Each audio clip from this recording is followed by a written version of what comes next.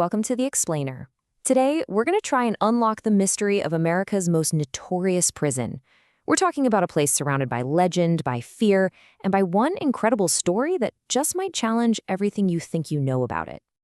Yeah, for decades, that was the official story. That one sentence is what makes Alcatraz this legendary, impenetrable fortress out in the middle of San Francisco Bay. It wasn't just a prison. It was a symbol that said, there is no way out. But what if that's not the whole story? What if there's a tale of incredible smarts, unbelievable patience, and a powerful drive for freedom, all playing out against impossible odds? A story that makes you wonder, what if the legend is wrong? So, to really get how audacious this escape attempt was, you first have to understand what these guys were up against. Let's take a look at why Alcatraz was basically considered a death trap. I mean, think about it. A fortress on an island surrounded by freezing, turbulent water with currents that could pull you right out to sea. It wasn't just built to hold people. It was designed to crush their spirits and snuff out any little bit of hope they had for escape. It was psychological warfare. And you know what really sealed the deal on its reputation? The guest list. We're talking the most infamous criminals of the 20th century. Guys whose names alone were enough to scare people. This wasn't just any prison. This was where America sent the worst of the worst. But then, in 1962, right in the middle of all these hardened criminals, a trio of inmates decided they were going to do the impossible. They decided to take on the myth of the rock itself. So, who were these guys? All right, so the ringleader was this guy, Frank Morris, a man with a genius-level IQ who was already known for trying to escape from other prisons. He teamed up with two brothers, John and Clarence Anglin, resourceful bank robbers who had also tried to break out before. You put them together and you've got the brains and the muscle you just might need to take on Alcatraz. Now, this was not some sudden, violent dash for freedom. Oh no, this was a meticulous, patient, and frankly, brilliant plan that took months of secret, dangerous work. It's really a testament to the power of hope in a place that was built to destroy it. I mean, the patience this must have taken. It's incredible. Every single day, they were chipping away at their goal, literally right under the guards' noses. They even used the prison's own routine, the daily music hour, where one inmate played the accordion, as the perfect cover to mask the sound of their digging. And the craziest part?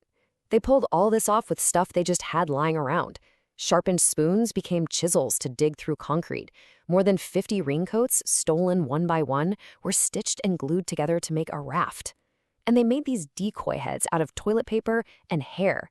It was a masterpiece of low-tech ingenuity. And this is where their planning just gets brilliant. These dummy heads, they weren't just, crude dolls.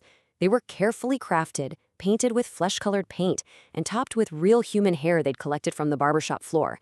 Realistic enough to fool the guards making their rounds at night, which bought them the precious time they needed. Okay, so after 6 long months of chipping away, hiding their work, the night finally comes. On June 11th, 1962, with their raft hidden and their decoys ready to go, they put the plan into action.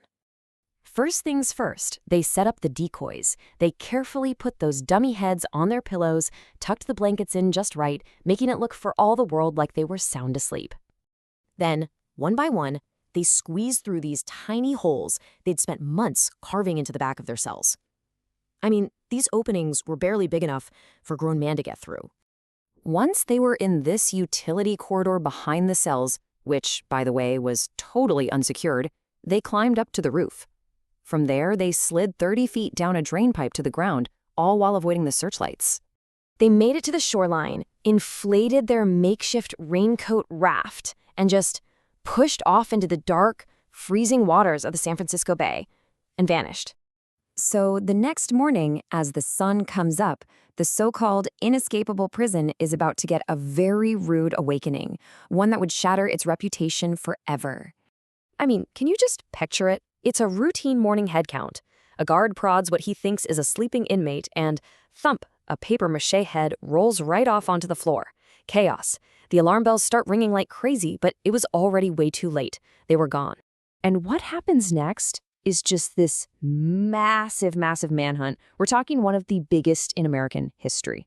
The FBI chased down every single lead for 17 years, but they never found any bodies, and they never found conclusive proof of what actually happened to these guys. So this is where the story splits in two, right? You've got the official story, which is basically one of tragic failure, that they never stood a chance and drowned in the bay. But then you have the legend, the one that really captures the imagination, that they made it, and they lived out the rest of their lives as free men. 1 year. That's it. That's how long Alcatraz stayed open after this incredibly embarrassing security breach. They said it was because of high operating costs, but you have to imagine the scandal played a huge part. The prison was closed for good. The escape didn't just free 3 men.